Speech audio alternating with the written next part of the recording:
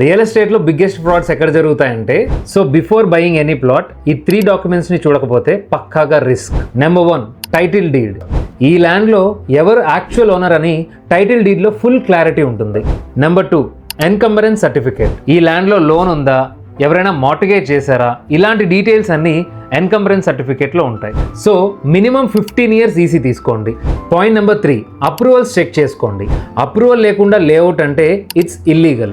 RERA approval కానీ, urban development authority ద్వారా approval కానీ, డిటిసిపి కానీ ఉంటే చాలా బెటర్. అప్రూవల్ లేకపోతే కొన్ని ఏరియాస్లో రిజిస్ట్రేషన్కి కానీ కన్స్ట్రక్షన్కి కానీ చాలా ప్రాబ్లం అవుతుంది. So always check whether it's approved or not.